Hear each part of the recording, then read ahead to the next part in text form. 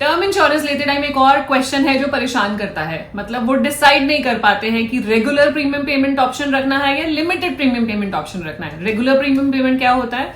मान लीजिए आपने 30 साल की पॉलिसी ली, प्रीमियम 30 साल देना है या उसको 10 साल देना है, 15 साल देना है, 5 साल देना है या 60 साल में जाके खत्म कर देना है। तो दोनों ऑप्शंस में चूज करने में कंफ्यूजन होती है। तो आज की वीडियो इसी के ऊपर है, जहां पे हम बात करेंगे कि आपको प्रीमियम पेमेंट टर्म क्या रखना चाहिए टर्म इंश्योरेंस में, व्हाट इज फाइनेंशियली वाइज। सिर्फ बताएंगे ही नहीं, आपको कैलकुलेशन भी दिखाएंगे एक्सेल में कि कितना एडिशनल प्रीमियम आप देते हो, किस चीज में ज्यादा फायदा है, कहां सेविंग हो रही है और किस तरीके से आपको पॉलिसी लेनी चाहिए, प्रीमियम पेमेंट टर्म क्या चूज करनी चाहिए। तो वीडियो के एंड तक बने रहिएगा, काफी यूजफुल वीडियो होने वाली है अगर आप टर्म इंश्योरेंस लेने का प्लान कर रहे हैं तो।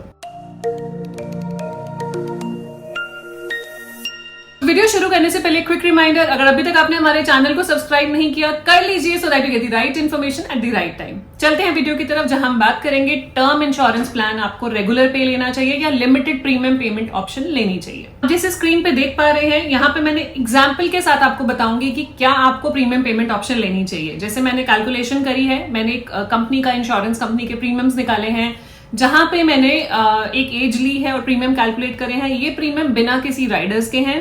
इसमें हमने 3 तरह के ऑप्शंस लिए, आगे देखिए क्या है। एज ली है 35 इयर्स और मेल का प्रीमियम निकाला है, नॉन स्मोकर है वो, और सेल्फ एम्प्लॉयड है, मतलब खुद का काम करते हैं। क्योंकि इसलिए बता रही हूँ सेल्फ एम्प्लॉयड, क्योंकि सेल्फ एम्प्लॉयड और सैलरीड के प्रीमियम्स में डिफरेंस होता है। देन 1 करोड़ का इंश्योरेंस अगर वो लेने जा रहे हैं और 30 इयर्स की पॉलिसी टर्म ले रहे हैं, मतलब अभी 35 के हैं, वो चाहते हैं कि 65 इयर्स तक मुझे कवर चाहिए। अब यहाँ पे 3 ऑप्शंस हैं उनके पास। हमने पहला ऑप्शन लिया है प्रीमियम पेमेंट 30 इयर्स। तो प्रीमियम पेमेंट 30 इयर्स में हमने मतलब रेगुलर पे 30 साल की पॉलिसी और 30 साल के लिए ही प्रीमियम देना है। तो प्रीमियम कितना आएगा? 16,102, 16,102 रुपए ईयरली आएगा। अब बात करते हैं प्रीमियम पेमेंट ऑप्शन 25 इयर्स की, मतलब आपकी पॉलिसी टर्म है 30 इयर्स, लेकिन प्रीमियम 5 साल पहले खत्म हो जाएगा। 65 की बजाय 60 इयर्स पे प्रीमियम पेमेंट खत्म हो जाएगा, मतलब लाइबिलिटी आफ्टर रिटायरमेंट प्रीमियम देने की नहीं रहेगी। तो यहाँ पे प्रीमियम आपका थोड़ा सा ज्यादा जाएगा, क्योंकि 5 साल टोटलिटी में कम जा रहा है। 17,633 का एनुअल प्रीमियम बनेगा। Then comes premium payment 10 years. हम बोलते हैं कि हमें सिर्फ 10 साल प्रीमियम देना, उसके बाद नहीं देना। तो उसका प्रीमियम है 31,350। यहाँ पे हम 16,000 दे रहे थे, यहाँ पे 31,000, तो ऑलमोस्ट डबल प्रीमियम हम पे कर रहे हैं। बट टोटलिटी में क्या हो रहा है वो देखते हैं। तो फर्स्ट वाला जो ऑप्शन है वो रेगुलर पे है, सेकेंड वाला ऑप्शन लिमिटेड पे है, मतलब पॉलिसी टर्म से कम अगर पे कर रहे हैं उसको बोलते हैं लिमिटेड पे। थर्ड ऑप्शन भी लिमिटेड पेमेंट ऑप्शन है। अब यहाँ पे आप देखेंगे टोटल प्रीमियम ऑप्शन 1 में, जो हमारा ऑप्शन 1 है इसको हम नाम देंगे option 1, this is option 2 and this is option 3। First option में टोटल प्रीमियम जो आप दोगे 16,102 इंटू 30 इयर्स आप प्रीमियम दे रहे हैं, तो टोटल आप दे रहे हैं 483,060, 4,83,000 आप दे रहे हो। किस चीज के लिए? 1 करोड़ के कवर के लिए, 30 इयर्स के कवर के लिए। अगर यही ऑप्शन आप लिमिटेड पेमेंट में ले लेते हैं, मतलब आप बोलते हैं मुझे प्रीमियम सिर्फ 60 इयर्स तक देना है, आज शुरू कर रहे हैं 35 की एज पे, तो 25 साल सिर्फ प्रीमियम देना है। 25 साल देंगे तो 17,633 इंटू 25, टोटल देंगे 4,40,825। तो टोटल में अगर आप डिफरेंस देखेंगे, पहले में और दूसरे में जो डिफरेंस है, टोटल में 42,000 रुपीज कम पे कर रहे हैं। ठीक है, जहां पे आप पहले ऑप्शन 1 में जो full premium payment term regular पे ले रहे थे, वहां पे 483 दे रहे थे, यहाँ पे 440 दे रहे हो टोटल में। लेकिन आपकी जो इंस्टॉलमेंट है, जो हर साल का प्रीमियम है, वो 1,000 रुपए लगभग ज्यादा है, 1,500 रुपए एवरी ईयर। सो टोटल में आप 42,000 रुपीज ज्यादा दे रहे हैं इन option 1 as compared to option 2। अब बात करते हैं ऑप्शन 3, जहां पे आपको 10 साल में प्रीमियम पेमेंट खत्म कर देनी है। Next 10 years, policy term 30 years है, बट 10 इयर्स में प्रीमियम पेमेंट खत्म हो जाएगी, लेकिन पॉलिसी आपकी 30 इयर्स तक चलती रहेगी। यहाँ पे प्रीमियम देना है 31,350 और ये आप देंगे 10 इयर्स के लिए। तो कितना प्रीमियम आपने दे दिया? 313,500। अब यहाँ पे अगर हम देखेंगे टोटलिटी से, जो 483 से 313,500 माइनस करेंगे, आपने टोटल में 1,70,000 रुपए कम दिया है। फर्स्ट ऑप्शन में अगर आपने पॉलिसी ली होती, हर साल प्रीमियम दे रहे हो, तो 483 आप देते इन 30 इयर्स, अगर मानते हैं 30 इयर्स पॉलिसी चली है। और अगर ऑप्शन 3 लिया है, यहाँ पे आपने 1,70,000 रुपीज ऑलमोस्ट कम दिए हैं, अगर आपने 10 इयर्स में प्रीमियम पेमेंट दे दिया। तो यहाँ पे अगर सेविंग्स की बात करें, 35% की सेविंग हो रही है अगर आप ऑप्शन 3 चूज कर रहे हैं, 10 इयर्स का प्रीमियम पेमेंट टर्म चूज कर रहे हैं। बट क्या ये ऑप्शन वाइज है? क्या ये ऑप्शन लेना चाहिए? उसके बारे में हम बात करेंगे और समझेंगे। सो ये ऑप्शन बेसिकली उनको लेना चाहिए जिनकी रेगुलर इनकम नहीं है, जिनको लगता है कि हमारी आज तो इनकम है कल हो सकता है इनकम ना हो या आगे इनकम गिर जाए, तो they don't want the liability for longer period of time. वो नहीं चाहते कि हम लंबे टाइम तक प्रीमियम पे करते रहें, तो उनके लिए ऑप्शन 3 सूटेबल है। जैसे कि आप ले सकते हैं कोई स्पोर्ट्स पर्सन है, या जिनका करियर शॉर्ट लिव्ड है, या बहुत जल्दी वो रिटायर होना चाहते हैं, लंबे टाइम तक काम नहीं करना चाहते, या जो फ्रीलांसर है, एंटरप्रेन्योर हैं, जिनको लगता है मेरा रेगुलर फ्लो ऑफ इनकम नहीं है, अभी तो है, मैं अभी प्रीमियम पे कर सकता हूं या कर सकती हूँ, फ्यूचर में हो नहीं हो मुझे नहीं पता, तो उनके लिए ऑप्शन सूटेबल है। अदरवाइज अगर आपका रेगुलर स्ट्रीम ऑफ इनकम है, रेगुलर फ्लो ऑफ इनकम है, देन ऑप्शन 1 या option 2 is more suitable. Option 1 क्यों? क्योंकि 30 इयर्स है, रेगुलर पे है।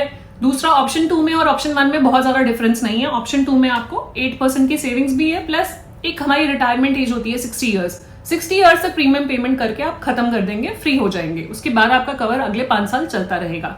ये वो सिनेरियो है जहां पे हमने कवर ही 65 तक लिया है। अब बहुत बारी ऐसा होता है कवर 70, 75, 80 तक भी लेते हैं, तो उन केसेस में क्या होगा, उसमें वाइज है कि आप 60 तक प्रीमियम पेमेंट खत्म कर दें, सो दैट आपकी लाइबिलिटी आगे पास ऑन ना हो। उसमें भी रेगुलर प्रीमियम पेमेंट ऑप्शन है, इसी तरीके से उसको भी कंपेयर किया जा सकता है। अब एक कॉन्सेप्ट है, ये तो हो गया कि किसको लेना चाहिए लिमिटेड प्रीमियम पेमेंट। दिख रहा है कि हाँ फायदा हो रहा है, 1,70,000 रुपए बच रहे हैं, 35% की सेविंग है, फिर भी मोस्टली रिकमेंडेड कम होता है। क्यों? वो जानते हैं। एक कॉन्सेप्ट होता है टाइम वैल्यू ऑफ मनी, मतलब आपके पैसे की वैल्यू दिन ब दिन कम होती रहती है। इन्फ्लेशन के हिसाब से अगर आप देखेंगे तो वो वैल्यू कम होती रहेगी, परचेजिंग पावर ऑफ मनी कम होती रहेगी। अब इसी को मैं समझूं अगर कि टाइम वैल्यू ऑफ मनी में कैलकुलेट करते हैं, जो दोनों का प्रीमियम का डिफरेंस है, मतलब 31,350 माइनस 16,102, मतलब रेगुलर पे और लिमिटेड पे 10 इयर्स वाला मैंने लिया, बिकॉज ऑप्शन 1 और ऑप्शन 2 में ज्यादा डिफरेंस है नहीं, तो आपको दिखेगा नहीं वो डिफरेंस। सो यहाँ पे 2 कैलकुलेशंस मैं आपको दिखाऊंगी कि पहला तो ये है कि 15,248 आपने हर साल का सेव करा। अगर आप ऑप्शन 1 में जाते हैं और 3 में नहीं जाते तो क्या होता है। अब 15,248 को देखने के 2 तरीके हैं। मंथली अगर आप निकालेंगे तो 1,270 रुपए आता है। 15,248 डिवाइडेड बाय 12, मतलब 1,270 रुपीज पर मंथ आप एडिशनल दे रहे थे अगर आप लिमिटेड प्रीमियम पेमेंट ऑप्शन में जा रहे थे। अब एक तो ऑप्शन है कि आप इसको SIP में डाल दीजिए, हर महीने आप इन्वेस्ट करते रहिए म्यूचुअल फंड्स पे एट 12%।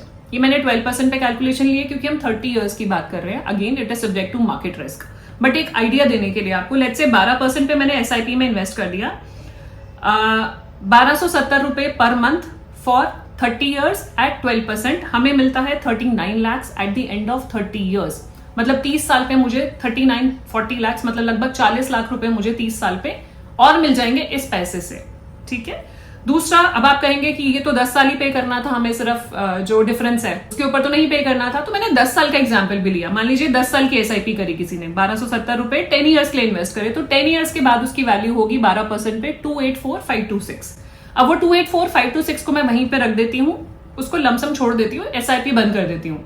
वो 284,526 बढ़कर हो जाएंगे 27,44,000 at the end of 30 years. तो तब भी आपके 27 लाख रुपए बन रहे हैं अगर आप SIP सिर्फ 10 साल चलाते हैं और पैसा वहीं छोड़ देते हैं, वहीं रख देते हैं 12% पे। हर साल करते हैं तो 39 लाख, अदरवाइज 27 लाख तो आपको मिलेंगे ही। ये हो गया दूसरा सिचुएशन।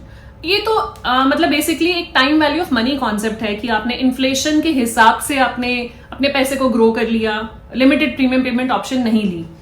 अगर दोनों का डिफरेंस देखना चाहें और क्या वजह होती है जिसकी वजह से हमें डिसाइड करना चाहिए कि रेगुलर लेना है लिमिटेड लेना है, क्विक कंपैरिजन मैंने बनाया है, देख लेते हैं। जैसे यहाँ पे मैंने रेगुलर पे और लिमिटेड पे का एक कंपैरिजन दिया है। रेगुलर पे अगर हम बात कर रहे हैं तो रेगुलर पे टिल 60, पे टिल 70, जो भी आपकी पॉलिसी टर्म है उसको रेगुलर पे कहेंगे। लिमिटेड पे हुआ जहां पे 5 साल, 10 साल, 15 साल, पे टिल 60 इयर्स ऑफ एज, जो भी ऑप्शन आप चूज करना चाहें, अकॉर्डिंगली इस तरीके से टेबल बन जाएगा।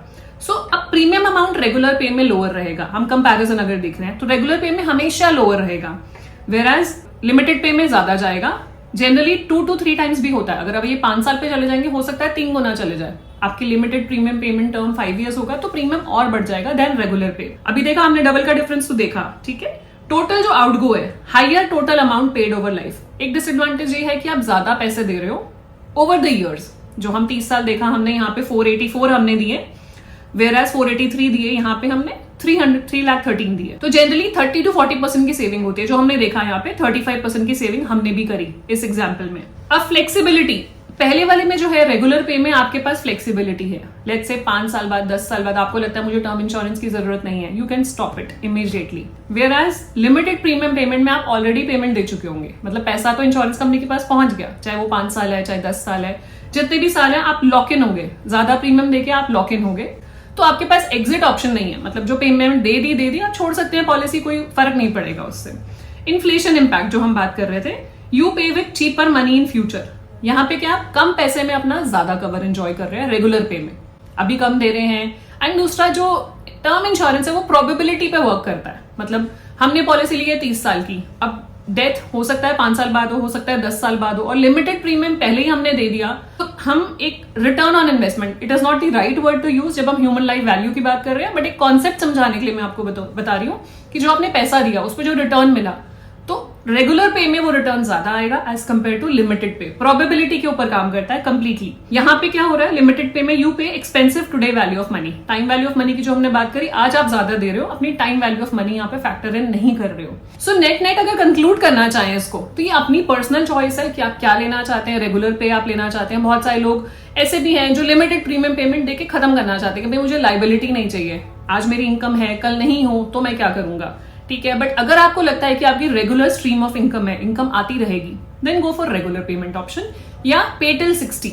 सो that is again financially viable. Pay till 60 भी अच्छा ऑप्शन है, जहां पे आप 70-80 साल के कवर ले रहे हो या होल लाइफ कवर ले रहे हो, तो भी पे टिल 60 गुड ऑप्शन है, बिकॉज उसके पीछे फाइनेंशियल रीजंस हैं। हो सकता है 60 के बाद आपकी कैपेसिटी ना हो पे करने की, हो सकता है कि आपकी इनकम रुक जाए या आपकी और प्रायोरिटीज आ जाए, तो आपका टर्म इंश्योरेंस का प्रीमियम देना प्रायोरिटी नहीं रहेगा। इतने साल आपने प्रीमियम दिया, लास्ट के 2-3 साल नहीं दिया तो क्लेम नहीं मिलेगा, तो there is no point. I am sure ये कॉन्सेप्ट आपको क्लियर हुआ होगा, रेगुलर पे, लिमिटेड पे। एंड यही मैं कन्वे करना चाहती थी कि जब भी आप कोई डिसीजन ले, फाइनेंशियल डिसीजन ले, सोच समझ के लें, बिकॉज आप आज एंटर कर रहे हैं उस डिसीजन में जिसका रिजल्ट कल आने वाला है। तो ये लॉन्ग टर्म डिसीजन है, सही तरीके से, सही सारी अंडरस्टैंडिंग के साथ, क्लियर अंडरस्टैंडिंग के साथ लिए जाने चाहिए। तो इसीलिए मैंने आपके लिए एक्सेल बनाया और आपके साथ शेयर करा। अगर आपको वीडियो यूजफुल लगी हो तो प्लीज शेयर कीजिएगा अपने फ्रेंड्स एंड फैमिली के साथ, और ऐसी और यूजफुल वीडियोस के लिए हमें सब्सक्राइब करना ना भूलें।